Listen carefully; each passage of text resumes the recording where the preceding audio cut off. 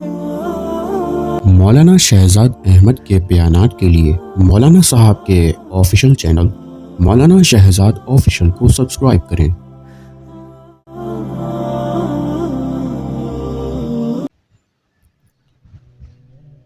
بس اوقات آدمی کو جب غلط فہمی ہوتی ہے، جب معلومات ناقص ہوتی ہے، تو پھر وہ غلطیاں کئی طرح کی کرتا ہے، اور پھر جب وہ معلومات کی ناقص ہونے کی وجہ سے بہت ساری غلطیاں کرتا ہے، تو وہ پھر شریعت کے بہت بڑے بڑے اصول، بڑے بڑے ضابطے، بڑے بڑے قاعدے بھی توڑتا چلا جاتا ہے۔ جب وہ شریعت کے قاعدوں کی، ضابطوں کی، اصول کی، فرائض کی، شرائط کی اس طرح غلطیاں کرتا ہے، تو پھر اللہ تعالیٰ کے پکڑ میں، اللہ کی گرفت میں آ جاتا ہے وہ۔ اب اس کے لیے ضروری یہ ہے کہ ان مسائل سے واقفیت، ان مسائل کی معلومات، ان مسائل کے آدمی کو جان پہچان، ان کی جانکاری ہونا بہت ضروری ہے۔ وہ یہ کہ آیا کون کون سے وہ حضرات ہیں کہ جن کو روزہ نہ رکھنے کی گنجائش، کہ وہ کون کون سے لوگ ہیں کہ جن کے لیے شریعت مطہرہ نے اجازت دی ہے کہ بھئی ہاں آپ اگر روزہ نہ رکھیں تو آپ کی اللہ کے ہاں عند اللہ پکڑ نہیں ہوگی۔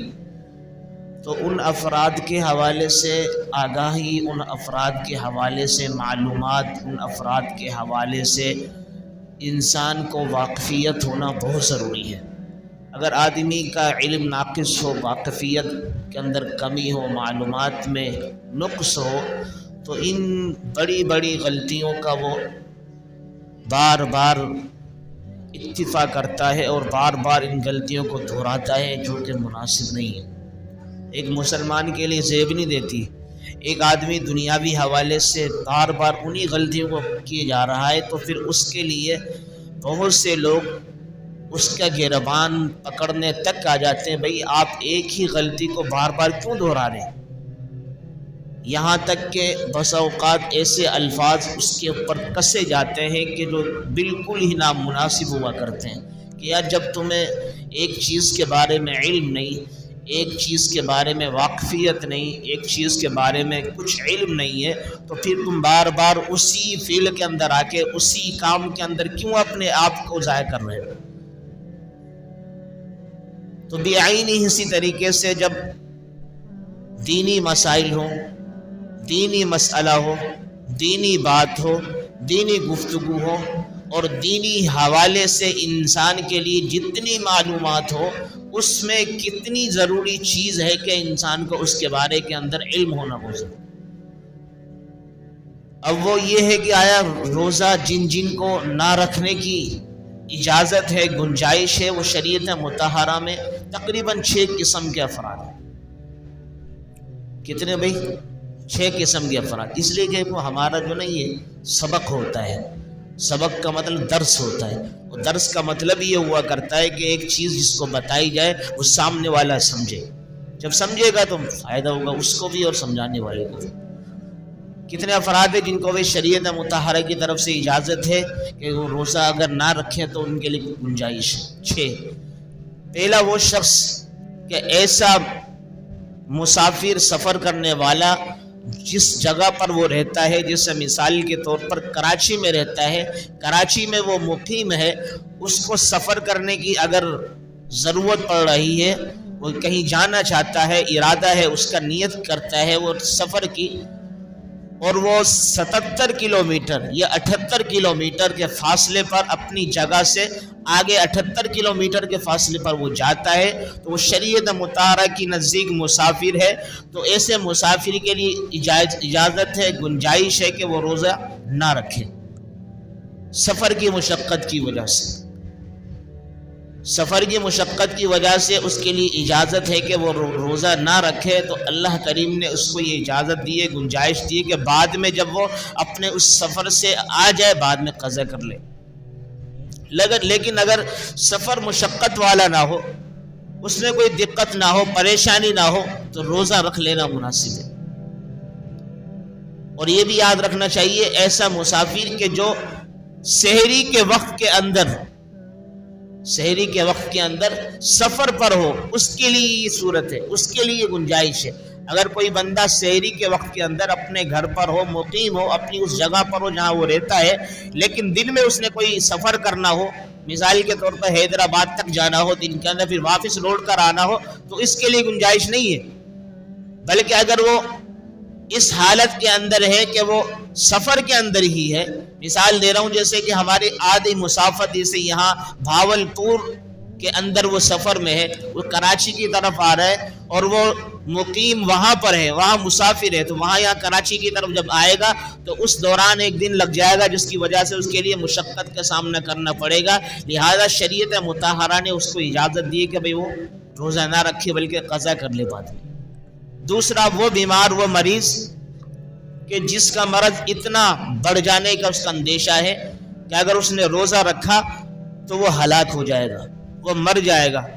اگر اس نے دن کے اندر کوئی دوا داری نہیں کی، کھانا پینا نہ کیا، تو وہ اس کے ہلاک ہونے کا اندیشہ ہے، اور اس کو ماہر ڈاکٹر یہ کہہ رہا ہے، شریعت مطہرہ کے اصول سے بھی واقفیت رکھتا ہو وہ ڈاکٹر جس کے پاس وہ اپنے آپ کو دکھا رہا ہے، اور وہ کہتا ہے کہ اگر آپ روزہ رکھیں گے تو آپ کا یہ مرض، آپ کی بیماری یہ اور بڑھ جائے گی، لہذا روزہ نہ رکھیں، تو روزہ نہ رکھنے کی اجازت ہے مسلم میں۔ تیسری ایک اور صورت کیا ہے عورت کے لیے کہ وہ عورت جو حاملہ ہو، جس کے پیٹ کے اندر بچہ ہو اور ان مراحل کی طرف ہو کہ ولادت کے قریب ہے، اور جس ڈاکٹر کو وہ دکھا رہی ہے اپنے آپ کو، اور وہ ڈاکٹر بھی شریعت مطہرہ کے اصول سے کچھ نہ کچھ واقفیت رکھتی ہے، پھر وہ اس کو کہتی ہے کہ اگر آپ روزہ رکھیں گی، بھوکا رہیں گی، تو جس کی وجہ سے آپ کے اوپر بھی اثر انداز ہوگا، یہ آپ کے بچے کو بھی تکلیف کا باعث بنے گا، لہٰذا روزہ نہ رکھو۔ تو پھر اس صورت میں بھی اس حاملہ عورت کے لیے اجازت ہے کہ وہ روزہ نہ رکھے، بعد میں رکھ لے جب بچے کی ولادت ہو جائے، جب ڈاکٹر کہیں گے ہاں بھئی ابھی آپ کو کوئی تکلیف نہیں ہو سکتی۔ نمبر 4 وہ عورت کہ جو اپنے چھوٹے بچے کو دودھ پلانے والی ہوتی ہے، جس کو مرضعہ عربی میں کہا جاتا ہے، ایسی عورت کہ جو اپنے بچے کو دودھ پلاتی ہے، اب جب وہ روزہ رکھے گی تو روزہ رکھنے کی وجہ سے اس کا دودھ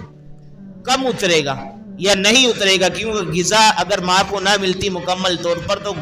دودھ اترنے کے اندر بھی کمی ہوتی ہے۔ اب اس کو پتہ چل رہا ہے کہ اگر میں نے اپنی غذا کو چھوڑا دن کے اندر تو میرے اس بچے کے دودھ کے اندر کمی آئے گی، لہٰذا اس کے لیے بھی شریعت مطہرہ اجازت دیتی ہے کہ بچے کا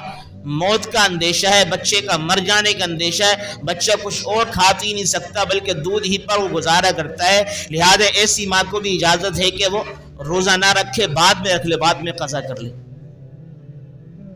اسی طریقے سے اللہ کی راہ کے اندر جہاد کرنے والا مجاہد، اس کے لیے بھی اجازت ہے کہ اگر وہ جہاد کے معرکے کے اندر ہے، جہاد کے میدان کے اندر ہے، اس کو وقت نہیں مل رہا،